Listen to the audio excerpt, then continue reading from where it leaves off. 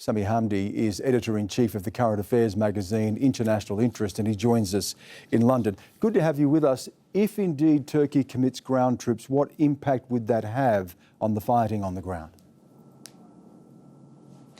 I think it will make a significant difference. We should note that Turkey has already sent drones to help out the government in Tripoli. Haftar has been marching. The last 3 months have seen Russian reinforcements, which have actually made the difference. They've actually allowed Haftar to actually make gains inside Tripoli after the war was increasingly looking like a stalemate.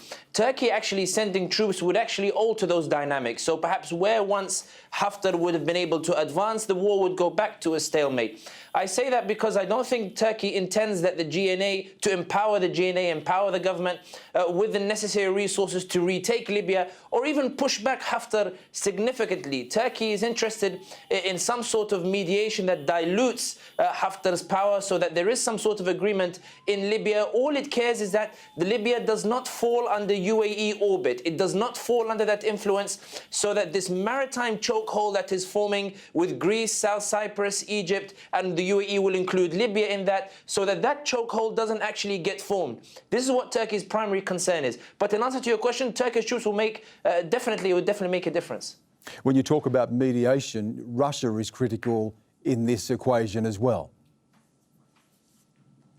Russia is significant in this equation, and actually what's very interesting is that Russia appears to be gaining a lot of political clout, a lot of respect among those Libyan factions because it's exerting itself. It's shown that I have the military capabilities to alter the fighting. What is interesting is that, contrary to what many people are saying, Russia doesn't actually want Haftar to take Tripoli, because when Russia is calculating it, when Putin is calculating the dynamics on the ground, if Haftar takes Tripoli, he's backed by the UAE and Egypt. Both are US allies, and Haftar has already been a former ally of the US and perhaps still is in combating terrorism, and I put that in quotation marks. Haftar's first trip will likely be to Washington, not Moscow. So Russia's not prepared to invest in Haftar enough to allow him to be installed as Libya's ruler, because it believes how Libya will go in the other direction. What Russia actually wants is Russia wants the Libyan parties to look to it as the new power broker. Instead of going to Berlin, to Paris, instead of going to Palermo, instead of going to Washington, it wants the Libyan parties to go to Moscow or to go to Astana or to go to a location designated by the Russians. And this is why when we see Turkey's visit to Tunisia, I don't believe that Erdogan asked Tunisia to be part of this alliance against Haftar. I believe that Erdogan went to Tunisia to prepare the groundwork for this potential mediation, because Moscow knows that the Libyan parties of the GNA won't go to Moscow or Astana, and likewise Haftar's parties won't go to Istanbul. So they need a neutral territory, and that's Tunisia. If Erdogan wanted an alliance, he would have gone to Algiers and not Tunisia, because Algiers is the big brother. And this is why I believe that the Turks and the Russians are now engaged in heavy negotiations with regards to mediations, and they're actually trying to convince their parties to meet in Tunisia. Whether they succeed or not is a different issue.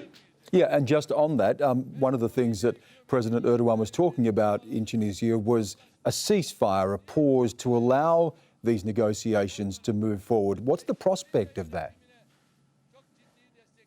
I think that given the dynamics that we've discussed, I think it is very possible. I think given now that Russia has shown that if it decides to back a party, it can actually make the difference, given that the US is paralyzed, given that France, Italy and Germany cannot agree on what the EU policy on Libya should be, Libyan parties are now beginning to accept that the new power brokers in the country will be Turkey and Russia, and there will be channels that have been established to discuss with these two countries. Now, Russia can easily pull the carpet from Haftar and he will go back to the state that he was in before, which will leave the war to go back to a stalemate. It is Russia can abandon Haftar at any time, and Haftar knows this. This is why he is keen on this whole idea of 0 hour, this idea of take Tripoli as quickly as possible. I believe that Turkey and Russia are now talking about potential concessions with regards to Idlib. They're both trying to strong-arm each other. They both have mutual interest. They both want mediation. They both see the trajectory going towards a dialogue.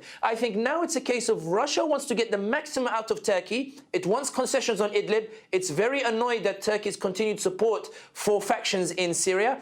And the Turks want Russia to ensure that they can force Haftar to stop and they want Russia to make sure that they don't squeeze Turkey for every tiny gain. It is this that is taking place, and it is this that is stalling the potential of a ceasefire.